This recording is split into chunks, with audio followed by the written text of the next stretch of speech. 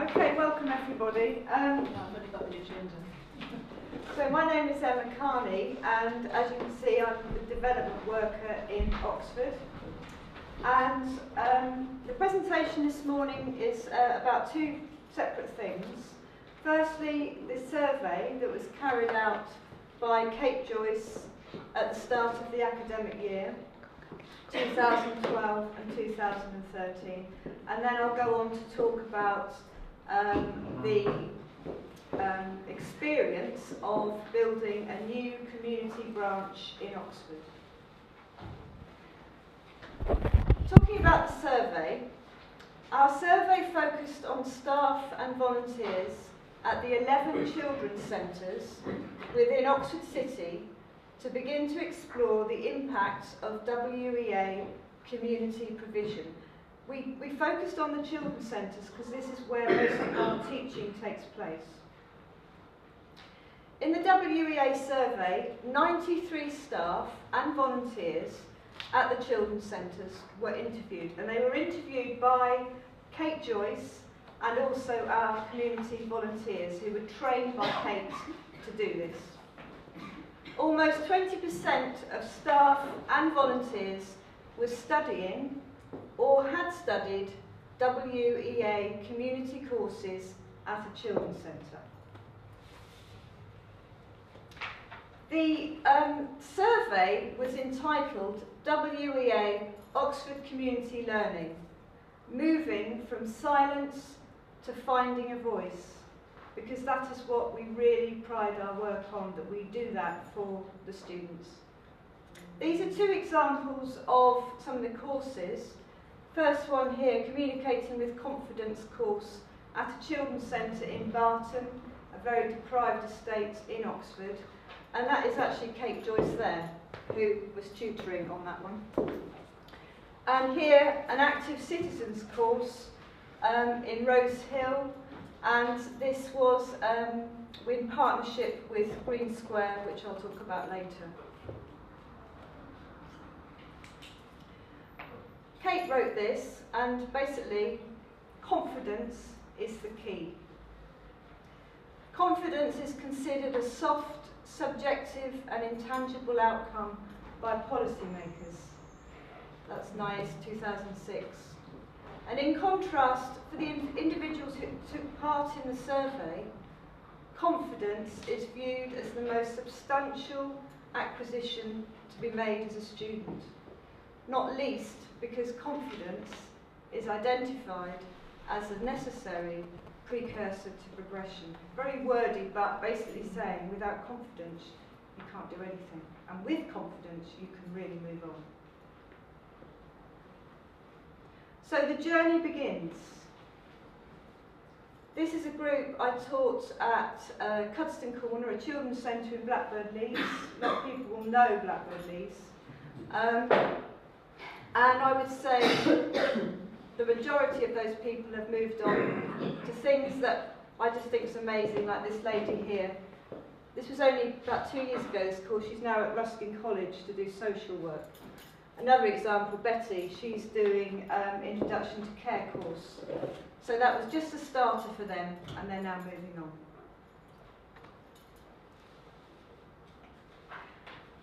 This is from the survey. Kate wrote, "We inspire the next generation." So, a quote here, "My children are proud of me. They have been part of my journey. I think it has encouraged them as well to persevere with what they want to do and to have the resilience." And as you can see, this was from a children's centre worker.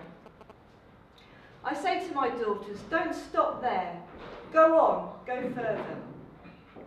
Another quote from someone that was interviewed who is a daycare worker now, and she did all these courses with the WEA.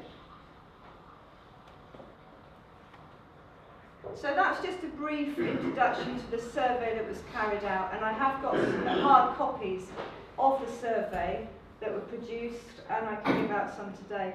And actually they've been really influential in our current problem, that is that some of the children's centres are going to be closed. So we're sending them out to councillors and etc. to really prove the point of one of the sides and how important it is for people to learn within children's centres. So I'm now going to talk briefly about the building of a new community branch in Oxford. Here you have the words here, Adler legacy.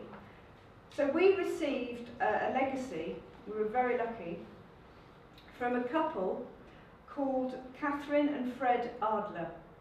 And they were staunch supporters of the WEA, and Catherine Adler had taught for many years for the WEA throughout the UK. And they lived in Oxford, and they left all their money for work to carry on in Oxford. It specifically said that in the will.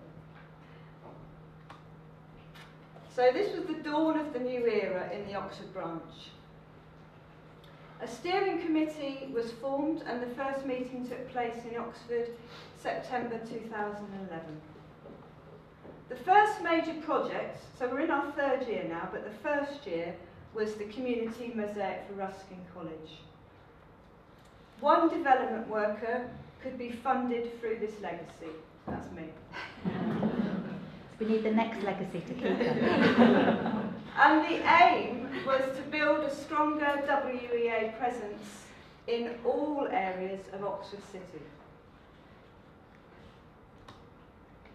Our vision was to recruit volunteers from each area in Oxford, to have community champions on each estate to spread the word, to have an office, to train volunteers in admin tasks, publicity, telephone recruitment and marketing, and to forge new partnerships throughout Oxford City.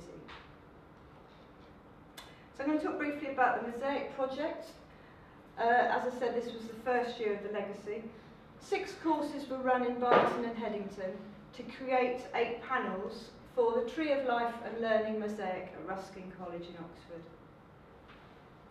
Students from 19 to 95 took part, and I think we had about 80 students that took part in these courses.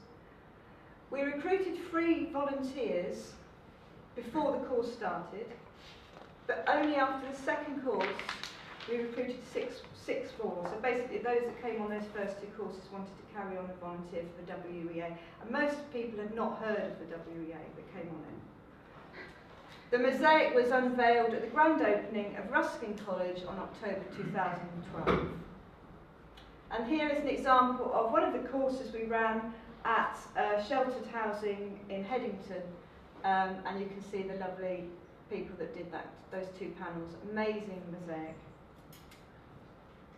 And this one actually shows it in situ at Ruskin College in the new library there. Just going to give you an example of the courses we run under the legacy. So we run employability courses, level 1, so real starter point for people. We run helping in schools courses, so people can train to be a teaching assistant, and they're level 2 courses. We've run the Take Part project, which enabled people to start their own learning groups, and from that we got a couple of ladies that started up a Parent Teachers Association at one of the local schools. They'd never had one before, so that was great. Obviously a lot of craft courses. We've got a brilliant singing course that's been going for the last 2 years, Barton Sings, and confidence and assertiveness courses. Discover courses, linking the branch and the cultural education side with targeted provision to bring them together. I'll talk about that later, and then the active citizenship courses.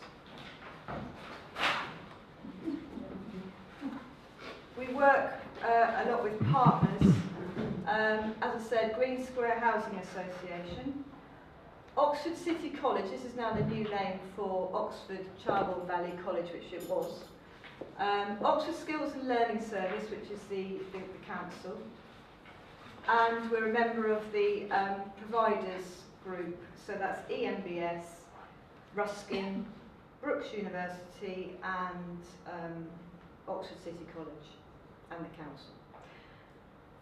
We pride ourselves on giving people new experiences. We had a wonderful trip, the Pitman Painters at the Playhouse in July. There we had talk from the actors, and that was thanks to the Adler legacy and the Joe Taylor legacy. In January, a group of 20 are going to the Playhouse to see the pantomime, Robin Hood, with their children, and some just wouldn't have had that opportunity otherwise. And Barton Singers are performing in Oxford City at the Christmas Lights, that was last week. They go to school assemblies and local libraries and hospitals. I think the important point about the Pitman Painters visit was that they were people who had never ever been to the theatre and would never think to go to the theatre. It's like not something I would do, you know. They couldn't afford it. Yeah, and they couldn't afford it. It's just not something within their life experience. And they actually, so it's a huge thing. Some of them said, you know, I thought it was going to be really boring. Really. Because also it was the play. The play was great. It's great. And it appeals to all people. So this was the visit to the Pitman Painters. And here we have the tutor, so Susan Small, and Claire Goodall, the tutor of the Mosaic, the one that actually designed that mosaic, and these two students. So that's the first time they've been. Here we have the Barton Singers at the Christmas Lights Festival in Oxford last week. And the developments now, as we're in our third year, we have formed a new committee. We've applied for funding and grants, and we're still waiting to hear from those. We're developing a new exciting new arts project, which will be titled Celebrating the Diversity of Oxford.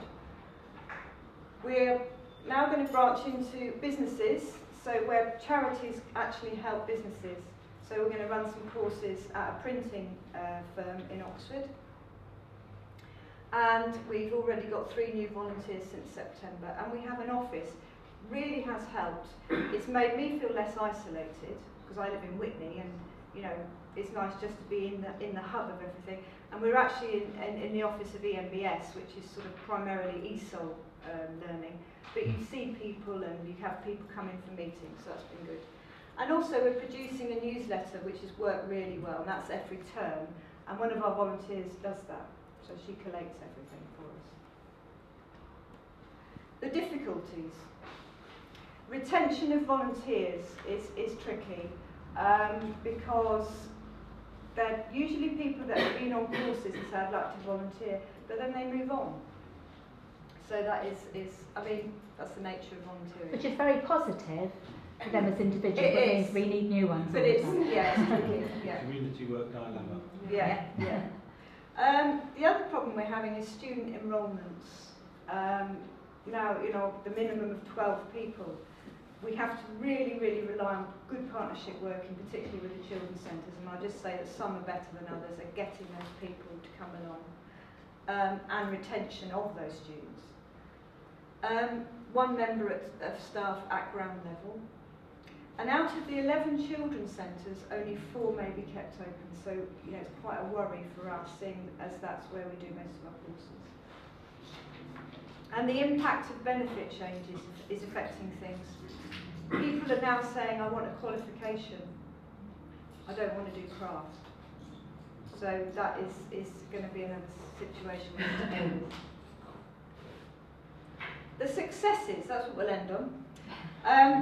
The high level of support from volunteers. You know, when I do have volunteers helping, it's brilliant and it's invaluable. The vibrant community course provision. And we're beginning to build, as I said, closer links between targeted and branch. So Discover courses, we're running one in creative writing with a group of ESOL students. So bringing the 2 together. Museums, we're going to, with the Helping Schools course, we're then going to have a visit to a museum. Again, getting people to go to a museum when they wouldn't normally have gone. And photography as well. We've done training for volunteers, including social media, so Tim came along and taught us all about that. And also about press releases, so we get known a bit more in Oxford. And we're running at the moment a successful in-house training, Introduction to Teaching Adults, for potential students with mentoring available for all. So it's, tutors. So it's a way of getting new tutors on board as well. And growing tutors from the community rather than people coming in being parachuted in kind of yeah, thing. and giving them mentoring things. So I'd like to thank Kate Joyce for writing the survey. As I said, I will show you some hard copies. The enthusiasm of our wonderful community tutors, the volunteers, and finally the students who teach us so much. Okay.